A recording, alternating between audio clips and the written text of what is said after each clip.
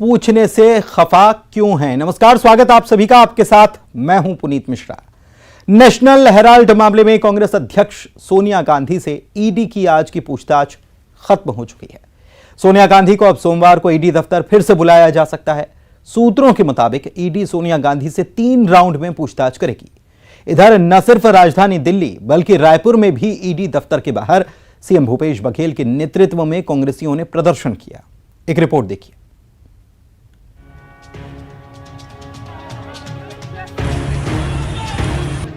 मंच पर खुद सूबे के सीएम और स्टेज पर तमाम बड़े मंत्री विधायक और जुबान पर संग्राम के नारे।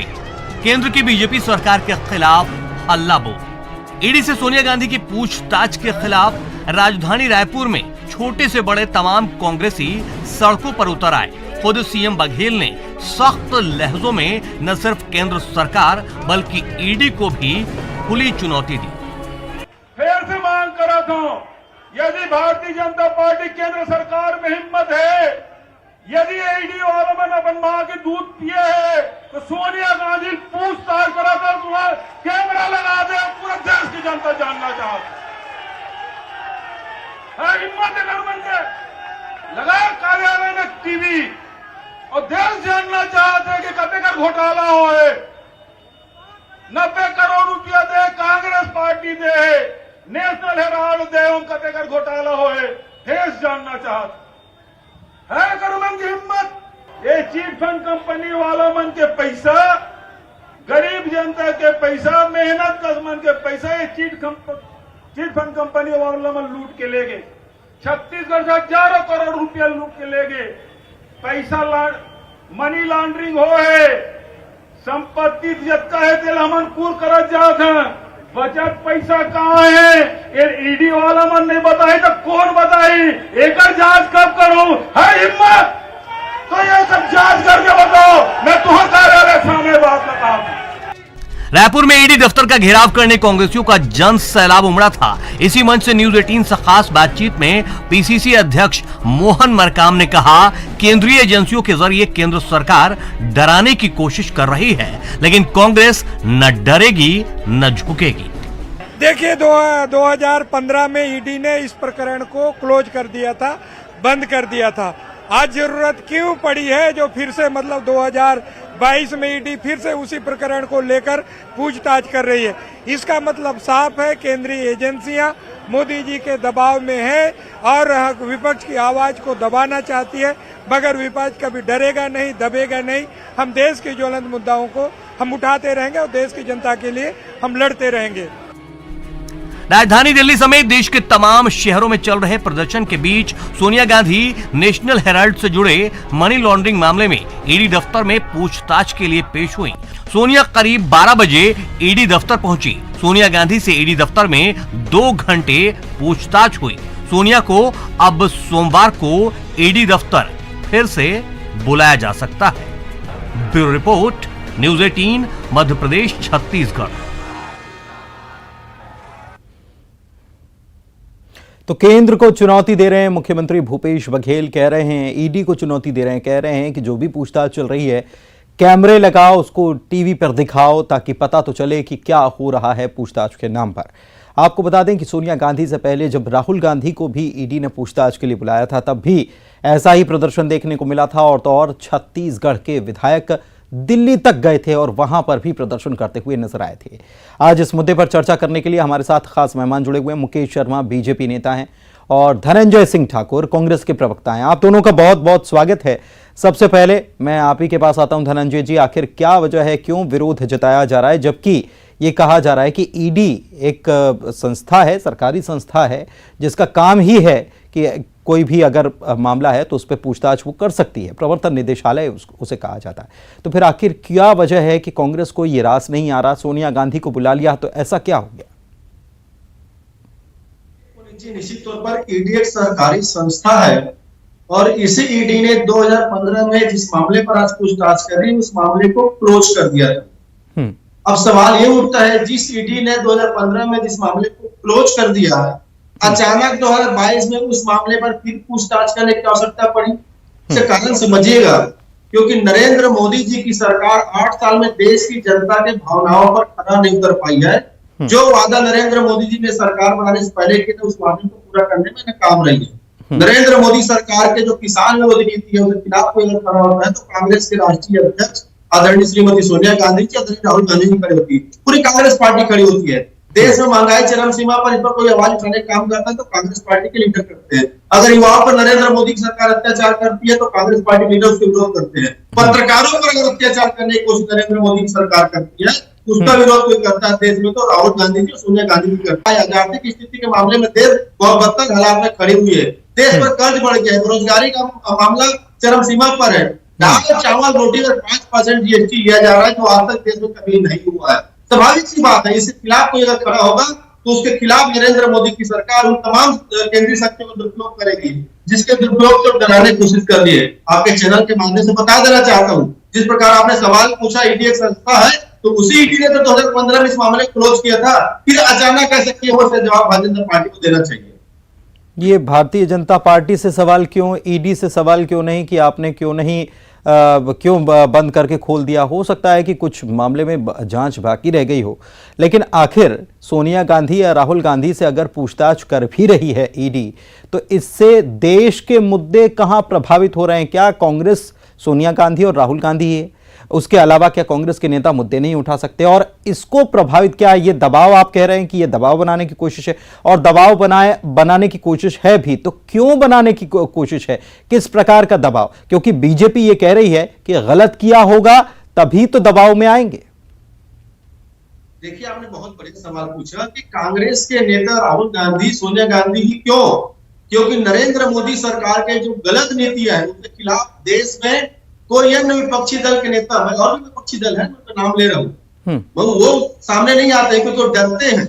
और पूरे देश में जितना गांधी परिवार का सम्मान है, जितना गांधी परिवार पर देश जनता विश्वास करती है, किसानों की मैं मांग किया ना, जब 3 काले कृषि कानून लाया गया तो सदन में सबसे पहले किसी ने विरोध किया तो आदरणीय श्री राहुल गांधी जी ने किया। और उस किसान आंदोलन को भी देखिए, हम तो कांग्रेस पार्टी के नेता है ना, विपक्ष के नेता है, उस कांग्रेस किसान आंदोलन में शामिल आप किसानों को क्या बोले थे भाजपा नेता? ये नक्सली है, ये आतंकवादी है, ये टुकड़े टुकड़े के लोग हैं, ये देशद्रोही है। तो मतलब समझ सकते हैं कि अगर जो नरेंद्र मोदी सरकार की नीति का विरोध करेगा, उसको भाजपा, आरएसएस, मुस्लिम संगठन मिलकर बदनाम करने की कोशिश करेंगे। ये भी पूरा प्रकरण हुई है। हम तो कर रहे हैं ना, आप अगर सोनिया गांधी जी से ईडी पूछताछ कर रही है तो आप अलाउ कर लीजिए मीडिया को, पूरा देश देखे किस मामले में पूछताछ हो रही है। क्यों डरती है नरेंद्र मोदी जी की सरकार है मीडिया को अलाउ करने के लिए? जिस मीडिया के माध्यम से छवि धूमिल करने की कोशिश हमारे राष्ट्रीय नेताओं किया जा रहा है। ठीक है, मुकेश जी से जवाब जान लेते हैं और मैं कोशिश करूंगा, धनंजय जी कोशिश करूंगा, आपकी आवाज थोड़ी सी बीच बीच में कट भी रही, कुछ प्रॉब्लम आ रहा है ऑडियो का, तो हम कोशिश करेंगे कि उसे ठीक किया जाए। तब तक मुकेश जी के पास चलते हैं। मुकेश जी, आप सुन रहे होंगे धनंजय जी की आवाज भी आपको मिल रही होगी। जो उन्होंने कहा है, आरोप बहुत सारे बीजेपी पर लगते हैं कि आप लोग ऐसा इसलिए करवा रहे हैं क्योंकि आपकी सरकार, केंद्र सरकार नाकाम है और कांग्रेस ही है जो ऐसे मुद्दों को उठाती है और आप दबाव बनाने का काम कर रहे हैं। देखिए, कहीं ना कहीं इनका कांग्रेस के प्रवक्ता भाई को, कांग्रेसियों को इस बात को समझनी चाहिए कि ये प्रवर्तन निर्देशालय का गठन कब हुआ, कब बना प्रवर्तन निर्देशालय, किसने बनाया, कौन, क्या ध्येय था उसके पीछे? क्या भारतीय जनता पार्टी की सरकार उस ध्येय से बाहर जाके काम कर रही है?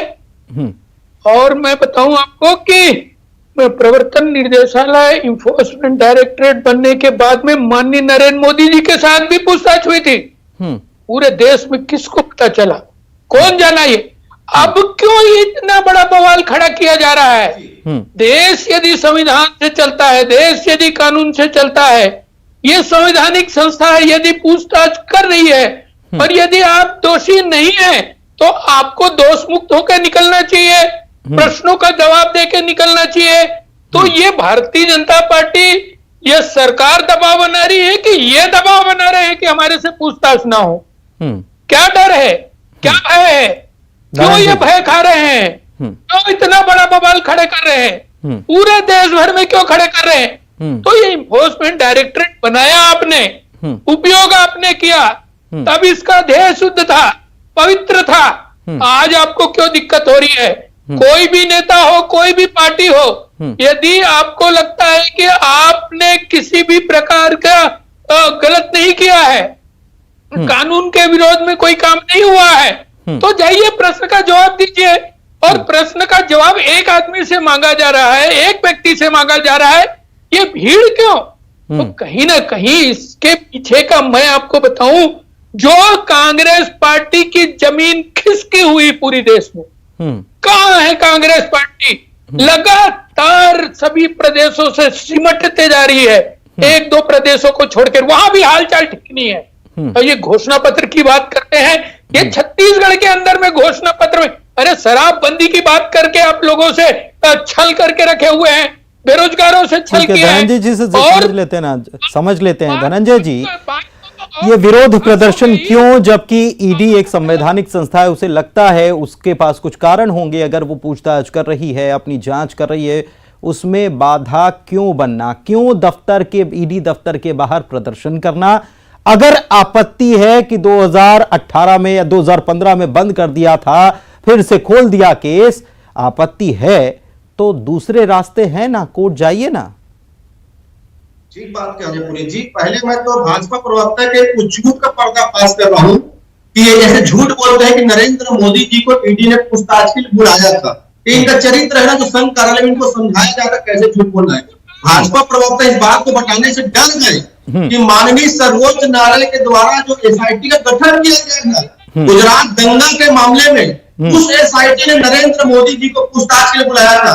भाजपा प्रवक्ता में इतने क्षमता नहीं उस विषय को बताने की, पहली बात। दूसरी बात, आपने कहा कि एक संवैधानिक संस्था, निश्चित तौर पर संवैधानिक संस्था था वो, और संवैधानिक संस्था के जो दायरे हैं उस पर अगर किसी ने आक्षेप किया तो नरेंद्र मोदी की सरकार ने किया है। मैं तो कह रहा हूं ना, जिस ईडी ने 2015 में जब क्लीन चिट दे दिया, जब क्लोज कर दिया, तो 2022 में कैसे, किसके दबाव में किया है? क्या नरेंद्र मोदी जी दबाव किया है कि मोहन भागवत ने दबाव में किया है? क्योंकि मैंने कहा ना कि 8 साल में देश ने देख लिया किस प्रकार से उस पर सवाल उठाने के रास्ते दूसरे हैं ना सर। सड़क पर प्रदर्शन करना या ईडी के दफ्तर के बाहर प्रदर्शन करना तो रास्ता नहीं है, उसके लिए तो आप जाइए कोर्ट। यही रास्ता है। नहीं, आप कोर्ट क्यों नहीं जा रहे हैं? आप जाइए कोर्ट, आपके पास मुद्दा है, आप कोर्ट क्यों नहीं जा रहे? पुनीत जी, किस कोर्ट की बात कर रहे हैं? किस कोर्ट की बात कर रहे हैं? जिस न्यायालय के जज मीडिया के सामने आकर प्रेस वार्ता कर न्याय मांगे, उस न्यायालय की बात कर रहे हैं। आपको याद है ना, नरेंद्र मोदी के प्रधानमंत्री बनने के बाद माननीय सर्वोच्च न्यायालय के 5 जज ने मीडिया में आकर क्या बयान दिया था कि हमको काम करने नहीं दिया जाता। इस न्यायालय की बात कर रहे हैं। ये कौन सी संस्था है? आरएसएस तो भाजपा का बता दीजिए मुझे।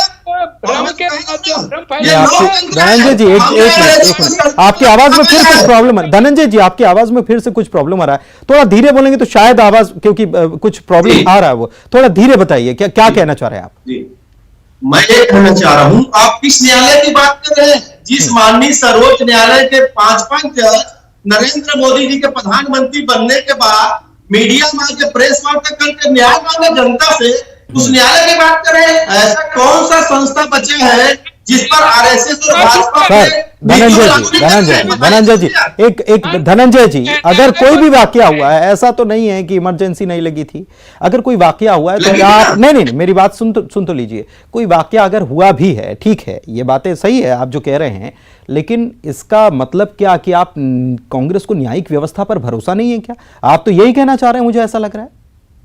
मैं कह रहा हूं रहा नहीं, सारी व्यवस्थाएं हैं, सारी व्यवस्थाओं पर भरोसा है, फिर क्या उन संस्थाओं को स्वतंत्र काम करने दिया जा रहा है? क्या ईडी बता पाएगी कि उनको पहले 2015 में जिस चीज को रिजेक्ट किया, आज 2022 में किस आधार पर पूछताछ करेगी? मतलब इस मान से तो आप कह रहे हैं कि जितनी भी सरकारी संस्थाएं हैं सबका दुरुपयोग करने पर उतारू है केंद्र सरकार। मुकेश जी मुकेश